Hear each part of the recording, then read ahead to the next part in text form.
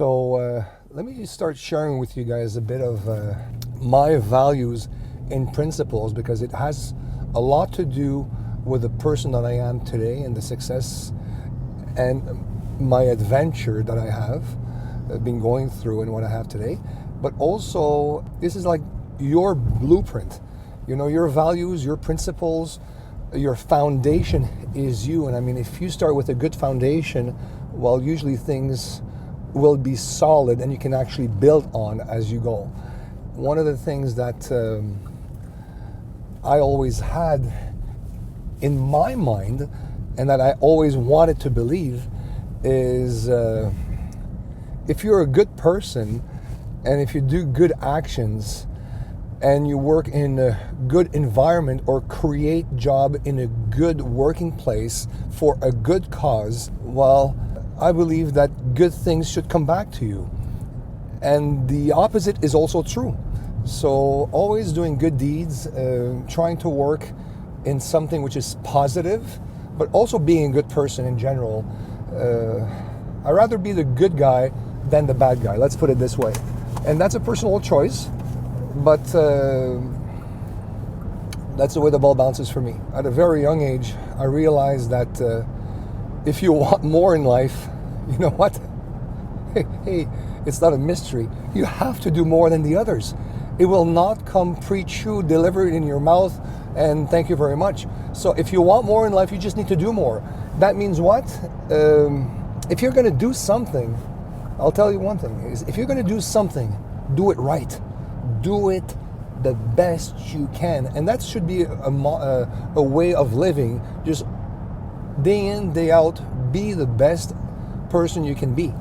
And it seems funny, you know, but it seems like people are not really proud anymore of the work that they do, or how they do it, or how they treat you when you're going to get any service. It's like if people are not proud of what they do and offer as a service. At a younger age, and still today, I must say, I hate being told what to do and how to do. You know, for people to come back and say, oh, you know, you didn't do this right, you should do this. You know, we're proud. We don't like to be told what to do. But what's the best remedy? What's the best way that you can counteract this situation for it not to happen? Well, I figured it out. If you don't want to be told what to do, whenever you do something, do it to the perfection and more. Actually, you know what? Nowadays, being good at what you do is not enough. You need to become exceptional, because exceptional people stand out and they are the one that will basically get the opportunity and will basically get the attention. Exceptional people you listen to, you follow them, and that's what you want to become. Stand out, added value. This is who you are. You deserve it. You deserve better. When you're going to do something, man, all in. If you're going to do something, do it well. Do it right. Do it the best you can. Visualization, I'll tell you, is a big part of my life. The law of attraction. Since I'm very, very young, I've been picturing myself in the future. And so much so that when I was like a teenager, like 12, 13, I would ask my friends, I would actually have their driving license to go with them for a ride. And my big thing was going to go in nice neighborhoods to look at some properties, some beautiful houses. And man, I said, you know, this house, I'm gonna have a house like this when I grow up. And guess what happened? This is what happened. I did the same thing with my car. I did the same thing with my wife, with my kids, with my businesses, with my life. And for me, it works. And guess what? If you believe in it and you work towards it and you don't doubt yourself, it will happen. You have that power. It's like we're a big antenna. If you're positive and you work hard and you basically give the best, trust me. But you need to visualize. You need to see yourself there. You need to believe in yourself. And you know what? You need to get your butt out of the couch and go out there and work day in, day out. So my secret is very simple. Believe in yourself. Hard-working son of a gun. 30 years, 100 hours a week. I don't know if you realize what that means, but this is like friggin' 2.5 lifetime of work at a government. And I had to do it. I mean, this is my story because I didn't really finish my high school. You know, I don't have degrees and stuff like that. I was not interested in getting degrees. I thought it was friggin' boring because I knew what I wanted to do anyways at a very young age. And talking about that, the young entrepreneur, you know, being an entrepreneur, a businessman is something that is very, very appealing to many people for many reasons. But guess what? It's not for everybody. That's reality.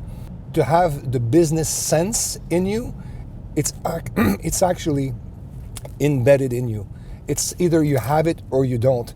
It's very, very hard to develop.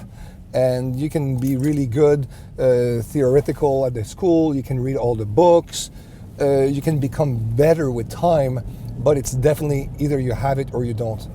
There's actually a gene that was identified by our friend scientists, which is the business gene. And I thought it was so cool that they were able to do that. And guess which one it is? Which gene is that? The gene to tolerance to risk. And it makes sense. Either you have that gene or you don't. And in business, we know that we have to have a higher tolerance to risk. And obviously I have that one.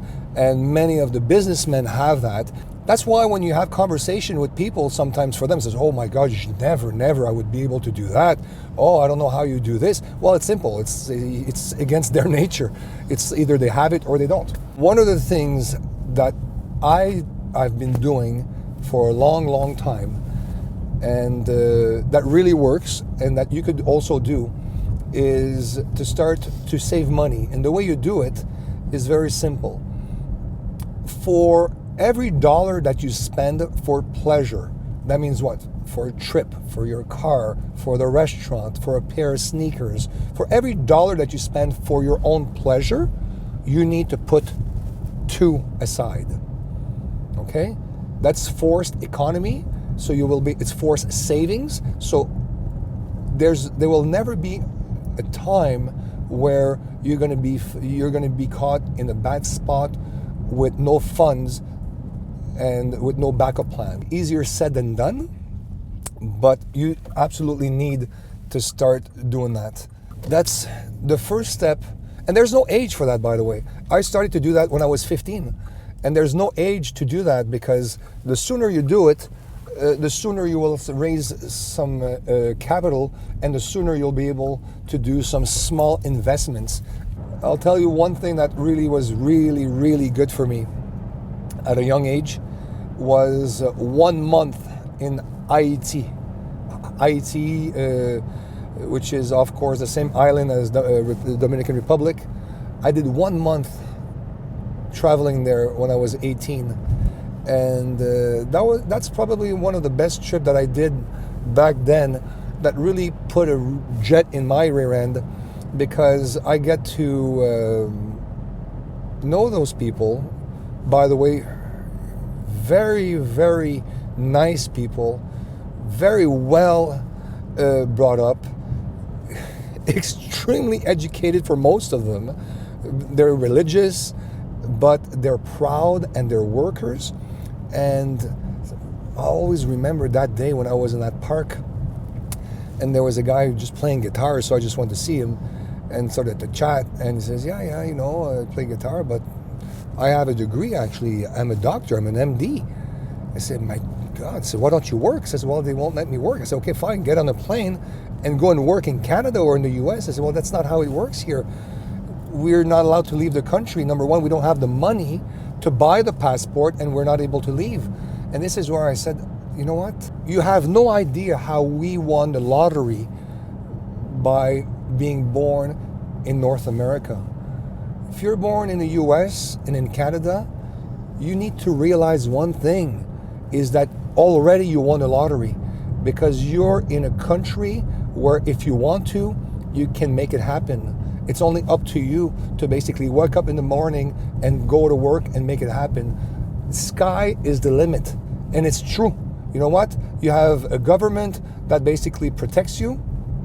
Well, maybe it's not ideal, but it protects you. You have healthcare. You basically have a system that mostly works. there's low corruption. I mean, there's food available. You have a restroom to go in. All of these things, since like, oh, it's just a given. No, it's not. Travel a bit and you'll see that more people have no washroom to go in than people have.